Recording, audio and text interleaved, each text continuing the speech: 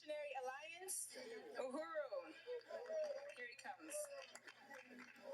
And we are getting ready to start marching, so we want to remind everybody to get your flags and go ahead and get in place. So just want to put that out there. Uhuru, Alex.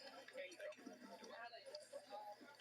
My name is Alex Suarez, and I'm here today to express my utmost support and solidarity with the Uhuru movement, its leadership, its courage, and its example to us all.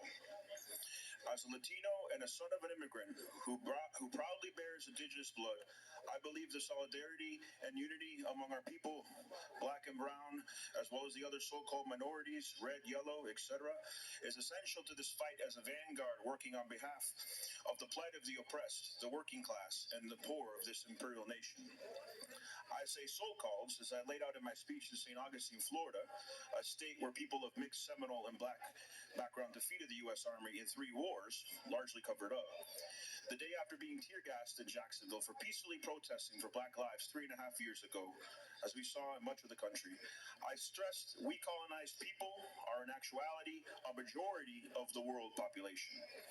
Indeed, when Trump has used the slogan, "Make America Great Again," to us, this has meant "Make America White Again."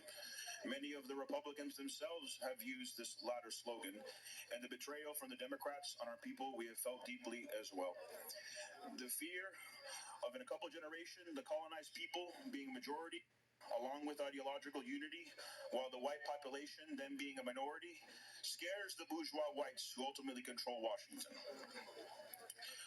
Where better to express this than the imperial capital of the U.S.?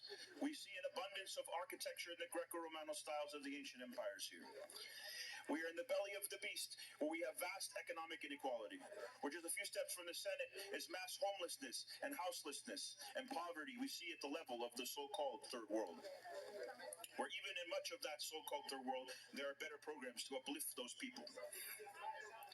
I am here today, comrades, brothers and sisters, to share a vision, not a quixotic dream, but a vision based on realism, accompanied by optimism. The forces of reaction, the imperial colonial forces, are losing their grip in Latin America, in Africa, in Asia, here too, in the US, their deception of the masses is failing. Which is why they desperately go after the Uhuru 3 with such a weak case and conduct mass censorship here in imperial North America, which includes Canada, also a colonial state. In my 22 years of activism, never ever been part of a movement as important as this, with the potential to grow, and as the imperial government attacks us, we respond and become stronger. The youth, the future generations, our hope, our staff, as we continue our revolutionary journey, continue to enter the ranks. Chairman Omali Yeshitela represents among the last of his generation, not wiped out or imprisoned, simply for demanding the rights of his people and working with groups in order to achieve these goals this past half century. People talk in their history classes of the Panthers, of Malcolm, of King, but what the media ignores is that the struggle is continuing and that the feds are keeping up their attacks just as the 1960s and 70s and other parts of our history. I have a vision that one day there won't be multiple presidential candidates for revolutionary, semi-revolutionary parties. We must learn how in Latin America the true left rose up and changed the game and united in coalition all these parties behind one candidate that got their act together, put egos to the side, and got rid of the infiltrators and did movement building until they formed a successful campaign. I witnessed this myself 2 years ago in Venezuela when I saw their electoral process firsthand. We must learn from the example of the African rebellions, the Latin American, from much of the so-called third world. We must ask, who are the savages and who are the civilized? What people have acted in a civilized way? Where was the first civilization? We could even get into the very science of where humanity first started.